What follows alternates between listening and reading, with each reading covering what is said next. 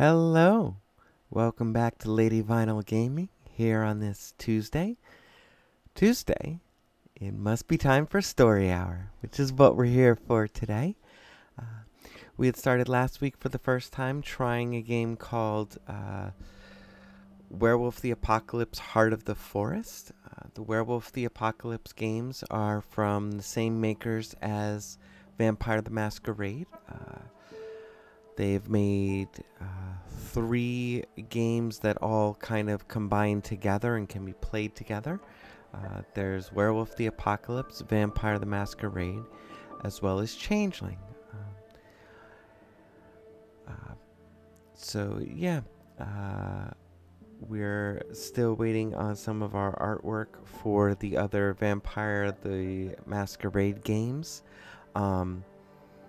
And so we've decided to try the Werewolf the Apocalypse, Heart of the Forest, because this one is also a text-based game. It just, luckily enough, is not solely text on the screen. There is actual artwork already included. Last time we were playing, we were finding out that we are playing a character who is a college student or close to that age, who is off in Europe visiting the forest and has found out that there is powers within the forest. She's also had previous dreams and kind of power flashback type things. So she might also be born a werewolf. We have not really found out yet. So let's see what we discover this time around.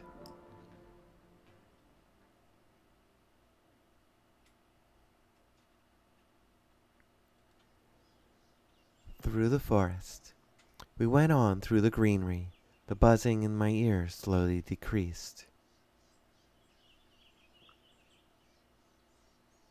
We've already visited the wolf den, we visited the places of power, and we visited the burrows. So back to town. We made our way back. Serendipity.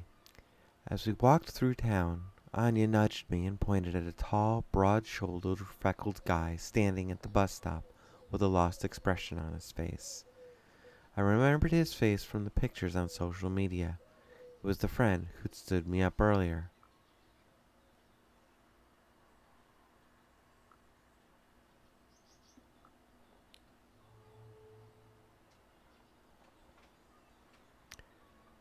Bardic! I waved at him and smiled. Sorry I missed you earlier. Maya, what are you doing here? He blurted with surprise when he saw me.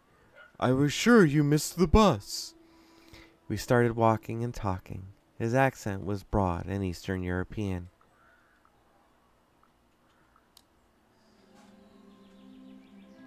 Luckily, he loved talking about his home, so when I flooded him with questions, he kindly obliged. He talked about how the village had become a tourist destination, how the logging business moved to a nearby town, how the trains had stopped coming, and the local station had turned into a hotel for wealthy foreign hunters. The dozens and dozens of bison statues scattered around the village watched us indifferently. We walked through the only street in the village, nearing the center, if you could call it that. Every house had a garden, and the air was dense with the fragrance of flowers.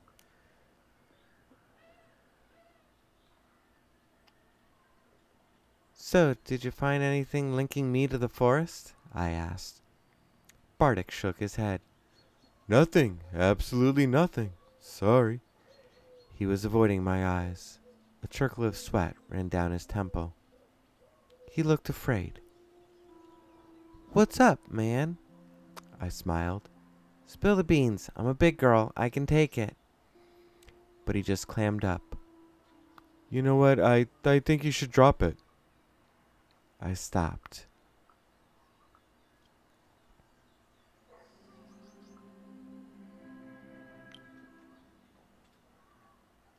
I turned to Bartek and touched his arm. What's eating at you, man? He shrugged and shook his head. You can tell us, Anya added gently.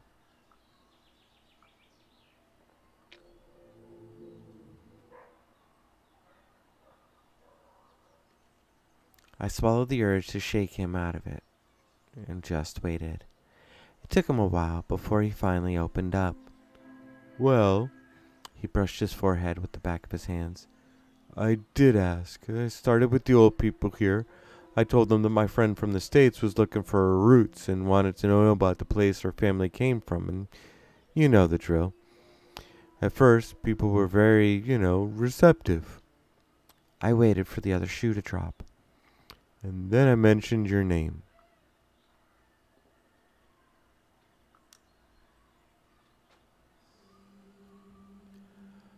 Bartek, no dramatic pauses, please, I urged him. The tension is killing me. One of the old men here told me to go to hell. The other spat on the ground and his wife crossed herself. For a moment, he looked younger and smaller. And then my own grandmother told me to stop asking. She said something else as well. I tensed up. What? I asked. She told me to pray for you. Suddenly, the sweet golden afternoon wasn't so sweet and golden anymore.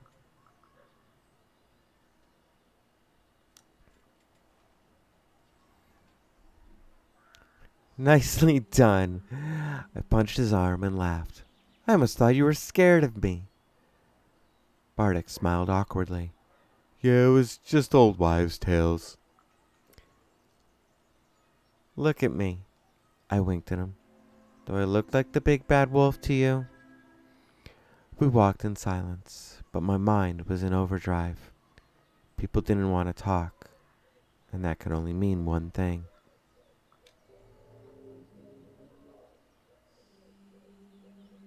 My pulse quickened, and I tensed up like a hound that smelled blood. I was on the right track. It was a long day. A lot had happened, and I was really tired. It was good to meet you in person, I said, but I need to be going. All this traveling and walking through the forest, it was exhausted. I smiled. Sure, where are you staying? It turned out we were going the same way, of course.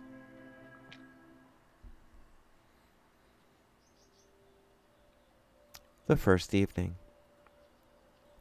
The B&B was quaint. I left Anya and Bartek outside. They were lost in a conversation and didn't even notice that I was gone. When I got out of the shower, Anya was back, smiling and a little flustered. What a day! She smiled. So, what do you think? I made a quick mental inventory of everything that had happened that day. There were people cutting down the forests. Places of power sure made an impression. Daniel was a strange guy. I was moved by the story of the wolves. I was freaked out by the vision at the Barrows. Go here. Something strange happened when I was visiting the old Barrows, I said, and instantly regretted it. Never mind, I was probably just dehydrated. Yeah, it was probably it, but you looked weird. She laughed nervously. A lot of things today were weird if you think about it.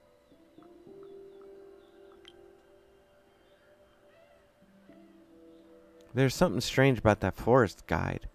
I tried to put my finger on it. He acted like he learned how to be a human from a book he didn't understand. I know, right? Maybe it's the isolation. It seems he spends most of his time in the forest.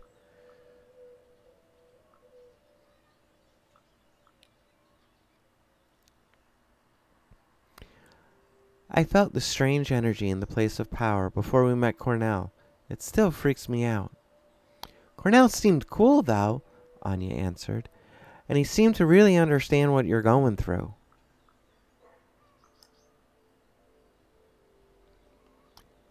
The wolf cubs that were kidnapped and died in captivity, I said. The story stayed with me, you know? She put a hand on my arm. Divided families, huh? It's okay, Mia.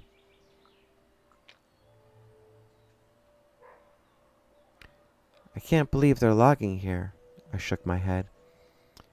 Isn't the forest on a UNESCO list or something? Yeah, I know. I want to check out this protest people were talking about. Maybe we could go there tomorrow. You know what? I'm seriously tired. Let's call it a day, shall we? Soon we were both in our beds, ready to sleep. Even though I was tired, sleep didn't come quickly. Anxiety was spreading its cold, writhing roots deep in my chest and stomach. I lay there for some time, looking at the silver rectangle painted on the wall by the moonlight. Every time I closed my eyes, I saw the tangled branches, the stone Daniel asked me to throw, the leaves. I came here with one question, and now I had so many more.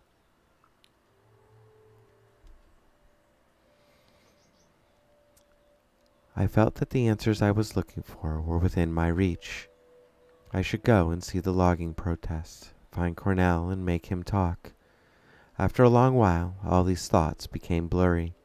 They slowly started to turn into pictures, sounds, and colors. A night in the woods. The dead nourished the sorrow. The dead nourished the sorrow. My lord. The dead nourished the soil in the burrows long ago. Now the trees are their hands, the leaves their eyes. They wait. I tremble. Something is coming. It's huge and monstrous. I am a wolf cub, like the ones my grandfather told me about. I will grow and my fangs will become sharper. I will taste blood. I feel a pull, and I surrender to it. I run toward a clearing. There are piles of fresh corpses of people who died too young, skinned and mutilated. Their loved ones stand around them grieving, unable to do anything, waiting. And suddenly, there are just trees and tree trunks.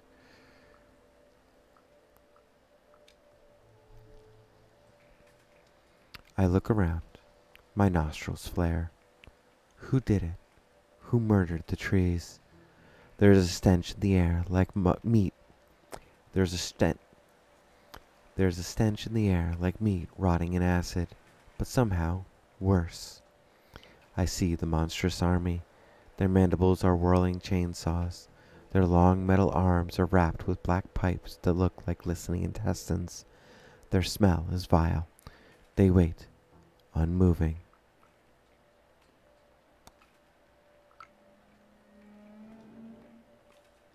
I try to breathe through my mouth as I run toward the machines. I hit and kick them blindly, screaming at the top of my lungs, and in my own screams I hear strange whispers.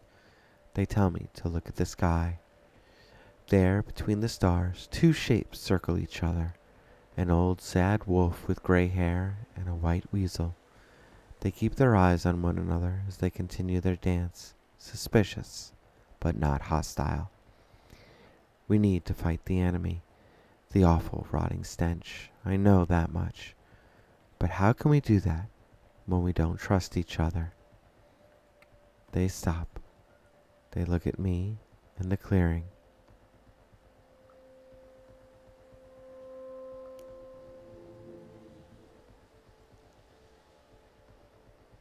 I spill my blood and bless them with words that I do not recognize, but that I understand. They come down to me, and their voice is the voice of the Pushka. We've been calling you, and you finally came. I wake up.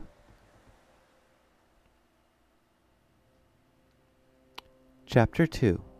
Logging. The day after. The next morning was full of sunshine and birdsong. I could smell the heat of the afternoon building, those long, honey-like hours in late June when the earth isn't tired of its own warmth yet, but it was crisp and pleasant now. I sat on my bed for a moment, letting my feet dangle from it. I felt overwhelmed. The weight of the previous day had coiled up somewhere in my chest, and I didn't really know what to think about everything I'd learned.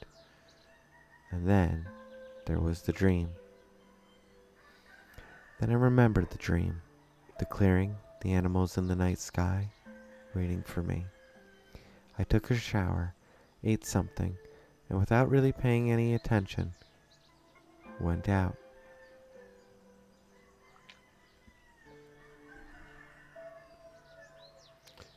Summer morning. We were halfway through the forest when Bartek caught up with us. You were right, Anya. The protest is important.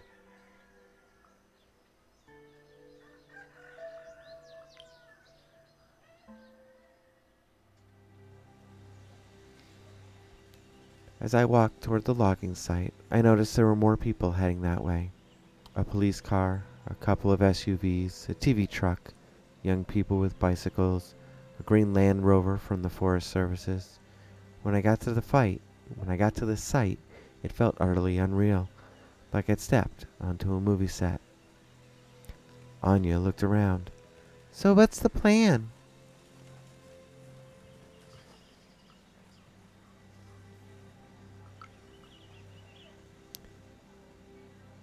I need to figure out what the forest wants from me. I looked around. On my right was the ancient forest. On the left was the freshly torn clearing. Ahead of me, ruining the view, were huge logging machines and a group of people arguing in their shadow. I thought the machines were sucking the life out of the air, like they were a wound, not just pieces of equipment.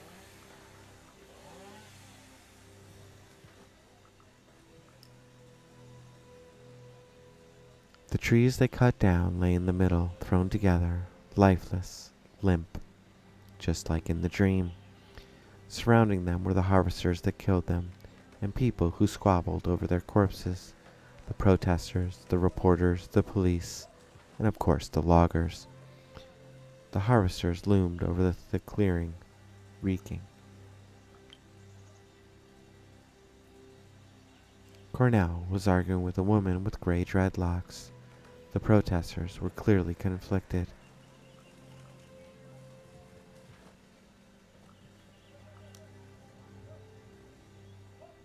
I thrived in solving conflicts, so I went closer. One of the police officers, young and nervous, said something I didn't fully understand. I smiled at him and said, I don't understand, in my best Polish. He smiled back. Oh, he said, you're one of them, and then let us go.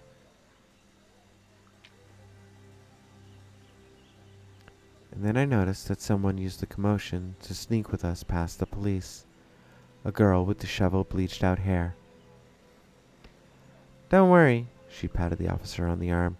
It was an awful pickup line anyway. He recoiled. You shouldn't touch me, ma'am.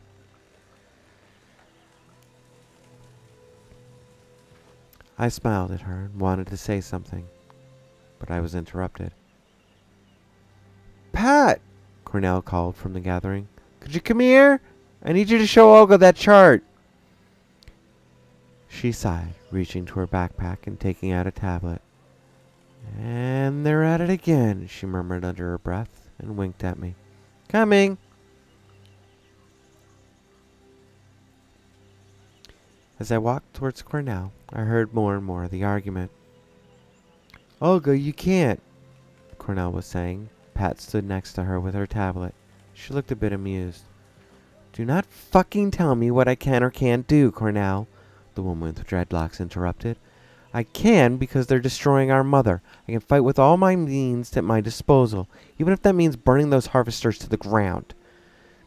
I noticed Daniel standing near her. He took a few steps back, went toward one of the harvesters, turned his back on all us, and pissed on the machine. Olga smirked. Aw, Daniel, you know how to bring the point home. He looked at her confused.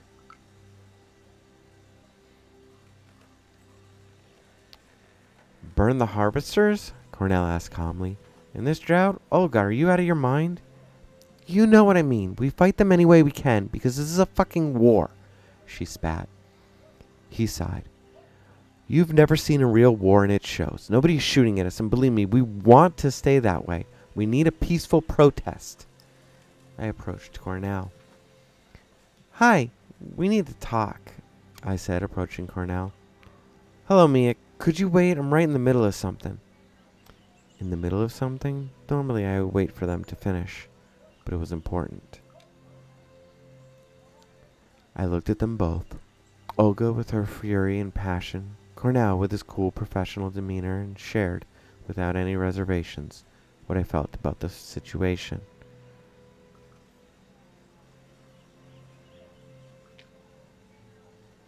Honestly, there are a lot more solutions than violence, I said in a clear voice, and I think that saving the forest is more important than winning a war or a dispute.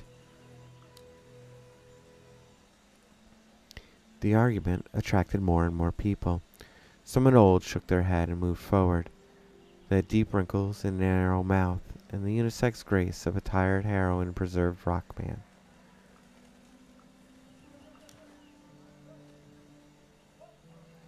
They had shoulder-length disheveled hair, a clean shave, and eyes bright with eyeliner. Eyes highlighted with eyeliner. Bright blue nails, heavy army boots, a red skirt, and a tank top completed the look. And pins. Lots of pins. All kinds of LGBTQA plus flags, anarchist and pacifist symbols, and I think some German band stripes.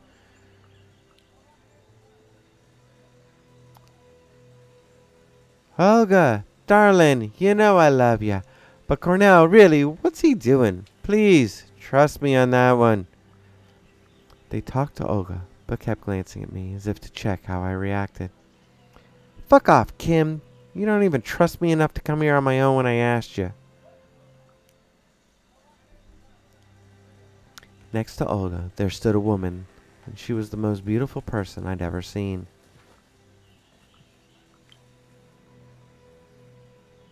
She had a perfect hourglass figure, long braids, and the most stunning cheekbones. Her eyes, slightly slanted, were a weird shade of blue, deep, almost purple. Kim, you wanted to teach me about violence? She looked them straight in the eye. About fighting oppression? Just because your boss went to what, one mission in Afghanistan? Her Polish was peculiar, but kind of mellow. Cornell winced. Lisa, leave Kim alone. He didn't know what to say, and it seemed that the whole discussion would be disrailed.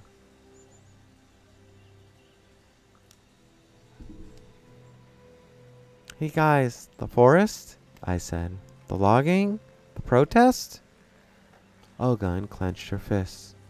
Cornell looked back at her and chuckled softly. You almost punched me. The conversation was over, at least for the time being. Cornell, together with his cronies, walked towards the reporters, while Olga went back to the group of people standing in the shadows of an old oak tree.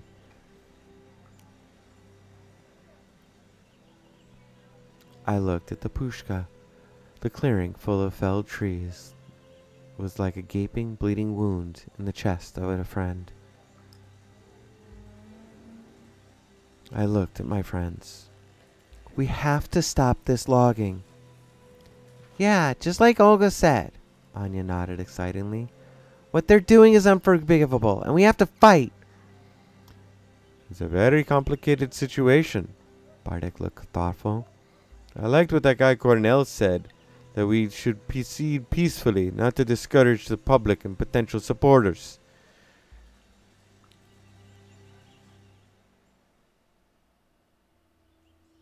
The harvesters were dripping with black oil, and the forest stood tall, serene, and full of golden light.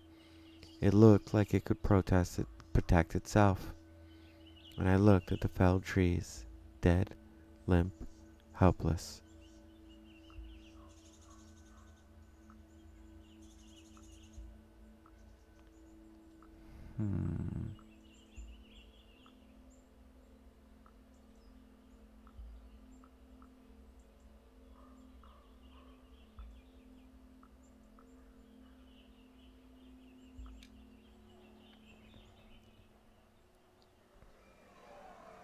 As we approached, Daniel pricked his ears.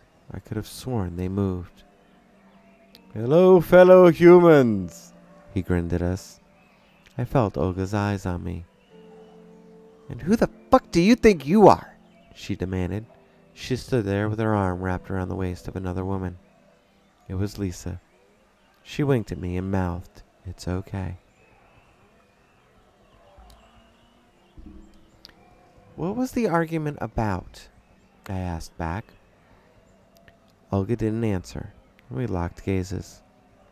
Lisa nudged her.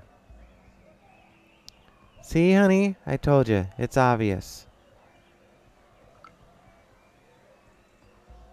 Olga rolled her eyes.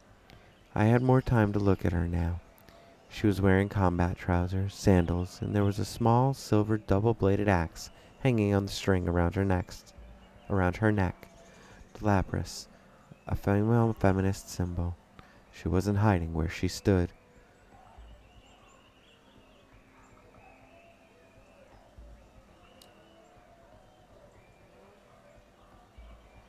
"I feel like there's something personal going on here," I said bluntly, "but I don't even know you." "Oh, Mia, I know about you," she laughed bitterly. "When the Puchka is under attack, she reaches out and pricks someone. This time, goddess knows why, she picked you to help her."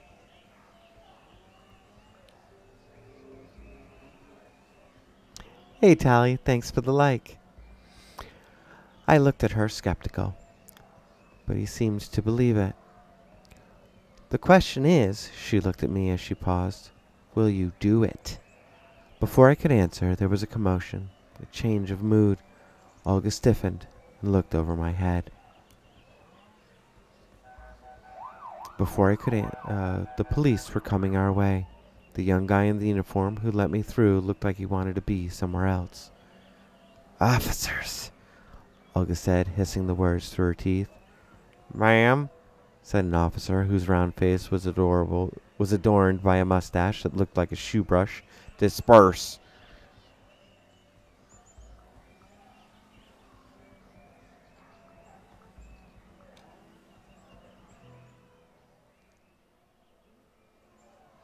I took a step back and looked at the bigger picture.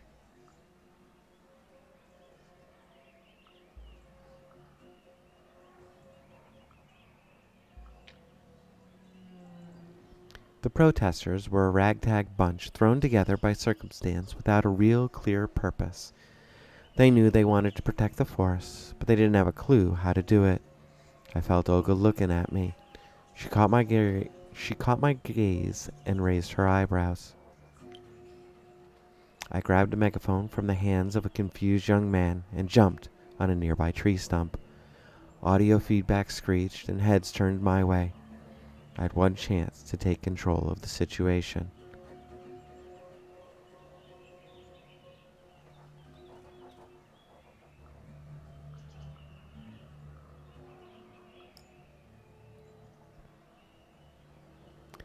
"Listen!" I paused, and in the silence we all heard the sounds of the forest. "Let's remember where we are. The police and the press have their orders, and we have our mission.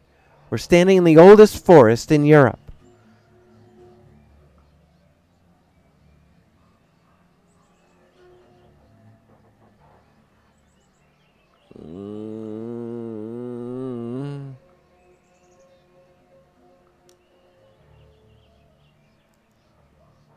"We all understand how this works," I continued, considering my next words carefully.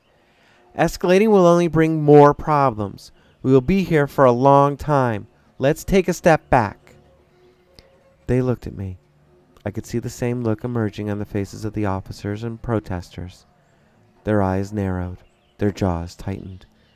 A journalist started to laugh. Someone grabbed me by the arm. I wanted to yank my hand away, but the grip was strong. "You'd better go now. We'll take it from here," said Olga. The ugly truth. When I was on the road to the village and nobody could see me, I doubled over and vomited. I always felt violently sick when there was too much to process at once. In the whole commotion, I lost Anya and Bardik from my sight. I was alone. Or so I thought. "Well, you had it coming," a voice behind me said, and I jumped. A woman was looking at me.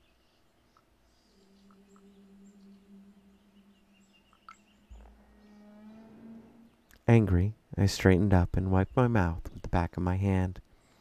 I walked slowly toward the village. We walked slowly toward the village. I learned she was an independent German reporter who'd come here about a month ago. Her name was Erica. "So, why are you protesting the logging?" she asked after a few minutes of small talk.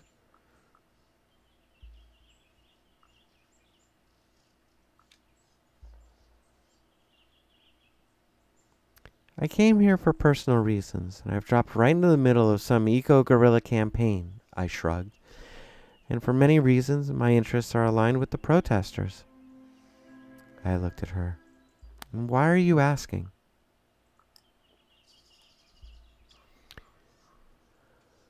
"Do you know why they're cutting down the trees?" she asked back. "Because you do know that logging is done by a government company, the state forests." "But why are they doing this?" I wasn't sure if I understood. Shouldn't the state forest take care that the forest was healthy? "It all started with spruce bark beetles." Erica looked into her notes and started explaining the whole situation. "That year, the beetles' infestation was of catastrophic proportion, and the foresters decided that the only way to stop it and save the rest of the forest was to cut down as many infested trees as fast as possible."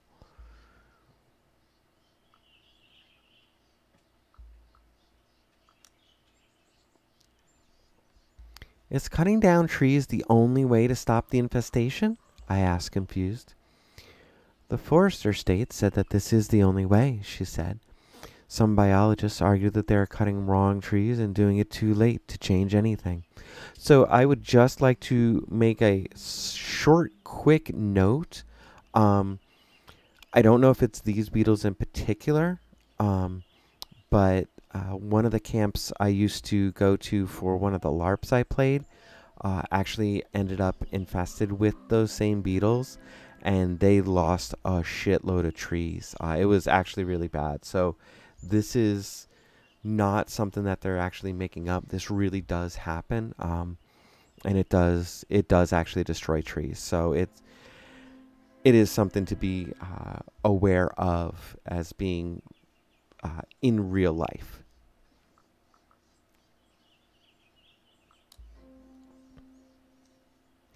"Maybe if they removed the dead trees, the infestation wouldn't spread."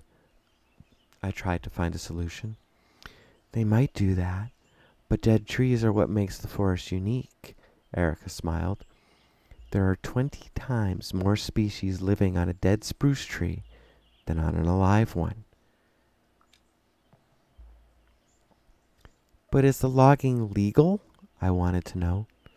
"Opinions differ, but such massive logging in an UNESCO-listed area might be illegal," Erica answered. "Couldn't they just leave the pushka alone and let nature take its course?" I asked. "That's one of the options," Erica admitted, "but there's a drought, and no one is sure if the forest would survive on its own." The situation was more complex than I thought, and Erica's answers did nothing to clear the picture.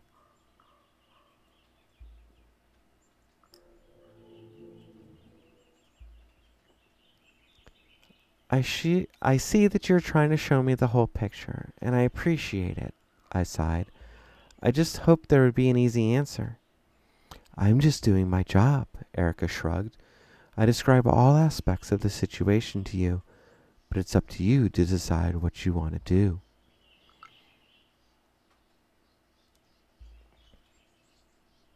I nodded. That was her job. My job was to do something about the situation. At least I was sure that they were cutting down the trees, and the pushka needed my help.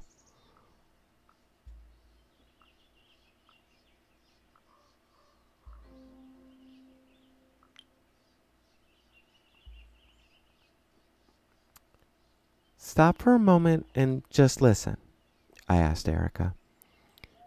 We stood there, listening to the birds and the wind in the trees. We breathed in the smell of the forest. We felt the sun on our faces. That's why I cannot let them cut down the trees, I said. She looked skeptical. You're not the only one feeling helpless, she sighed. I'm just helping you make an informed choice.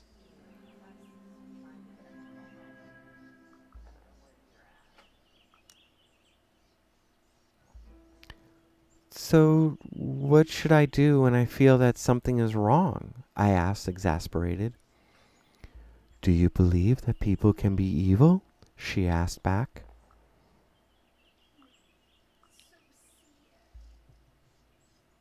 Some people do really shitty things, I shrugged. But is it just their actions or their nature? I said nothing. What's the matter? She asked.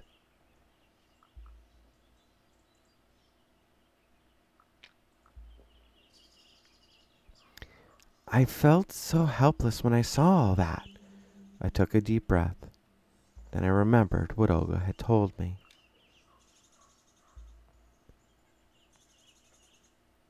And they said that the forest needs my help. I shook my head. It's a lot to take in, and there was that foul smell back there. She looked at me with a weird expression. What smell? She asked.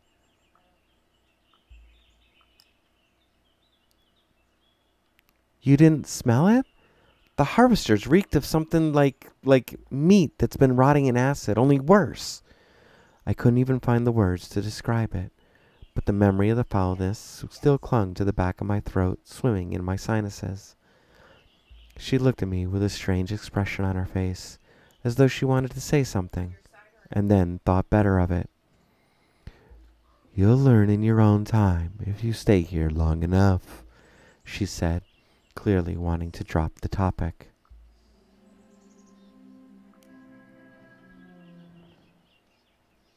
I shrugged. Cryptic remarks never did anything for me. The situation was complicated enough as it was. I just hoped I hadn't made things worse.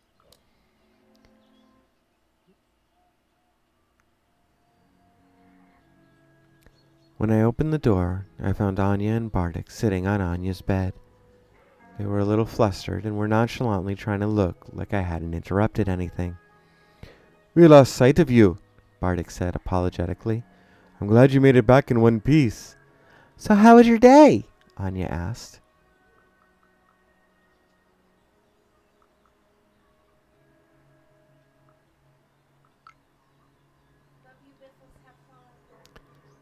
Did you know that the government supported the logging even when it was illegal? I shared my dismay. If they support it, it can't be illegal. Bartek crossed his arms. Of course it can! I threw my arms up, frustrated.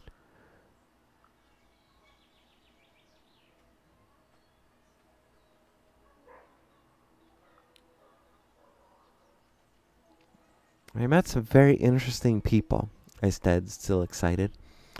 Yeah, they looked like a colorful bunch, Anya grinned. Bartek rolled his eyes. Colorful and uninvited. They sure are passionate. They argued between themselves more than they argue with loggers, I added.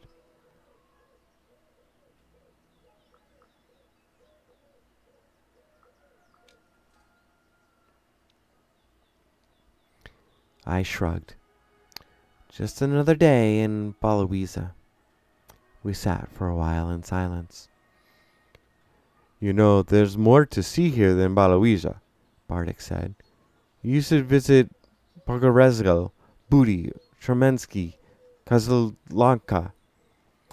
I do apologize to anybody who knows how to pronounce those places. I just massacre the pronunciations. See the open-air museum and the bison. This logging is not all that happens here.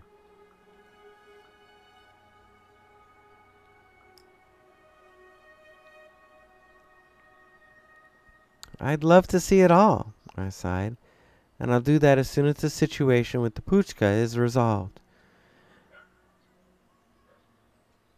And how's the search for your roots going? Asked Bardic, clearly wanting to change the subject.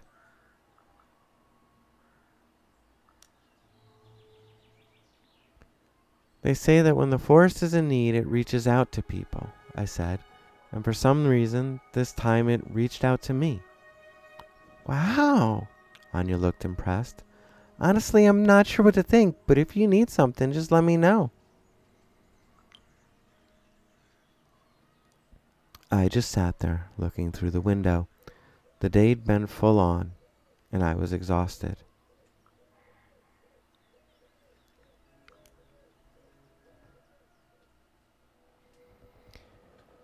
I can do anything. It's quiet now, and I know deep down inside that something isn't right.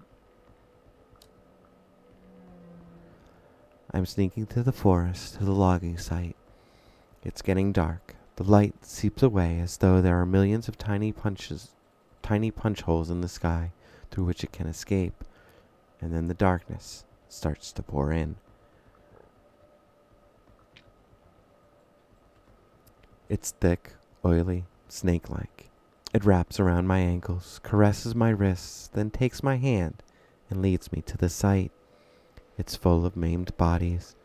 They are all trees, fallen trees, still alive, still struggling for air.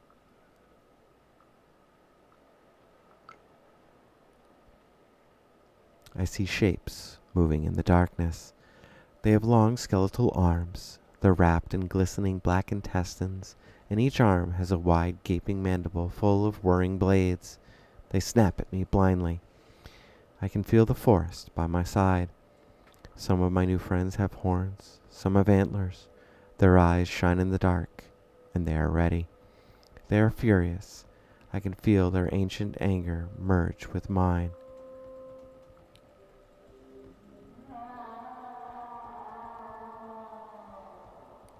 I howl ancient oaths. I invoke the moon. I spill blood. The spirits of the forest move, and I am with them, biting off heads and rearing off limbs. The spirits of the forest move, and I am with them, biting off heads and tearing off limbs. We are a nightmare come true. I gasped and bolted upright. I was alone. The sun was setting, and in the deep red light the room looked like it was bathed in blood. My pillow and duvet were on the ground, and I was sweating bullets. I looked at my legs. When did they become so hairy? I could have sworn I'd shaved them this morning. I could have sworn I shaved them that morning. That, I think, is good timing. Chapter 3, Standoff. This is where we're actually going to leave it for today. Thank you for joining me. Let's see if there's anybody, any of my friends. Yep. We're actually going to do a raid for my friend Ruby Hart. Hopefully they are still playing. They're not doing it today, but they're a speedrunner who I know they do Colossus of Time, but I know right now they're playing something else. So hopefully you folks will stick around, and we'll go over and raid them. If you do, please hashtag Lady Vinyl. Thanks.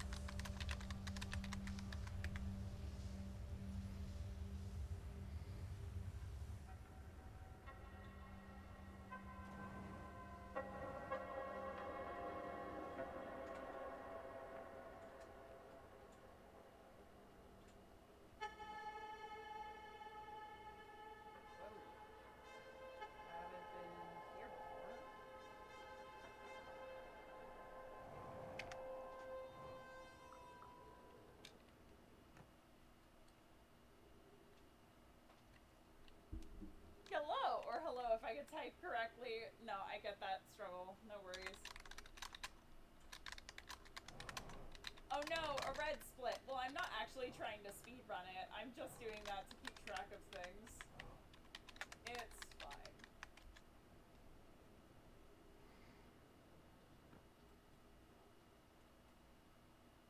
I kind of want to go inside here. There's a door, like, right below me.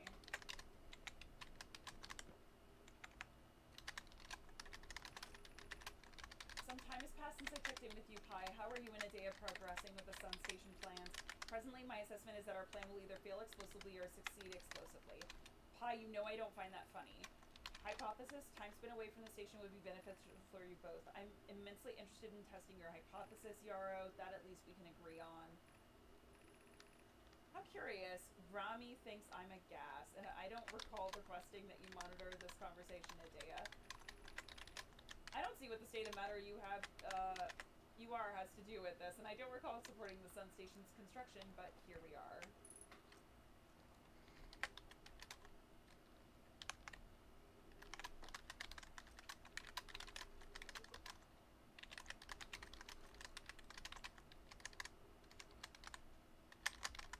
Oh, God.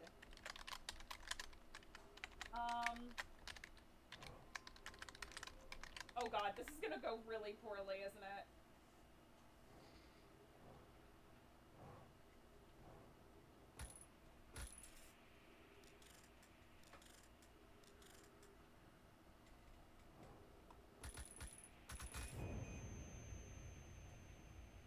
Nope. That's just death. That's just death. Alright. I need something that will allow me to break through those things, and I don't know what.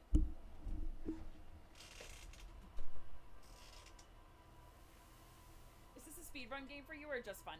Just fun. I'm doing a Let's Play, so this is my first time ever playing through this.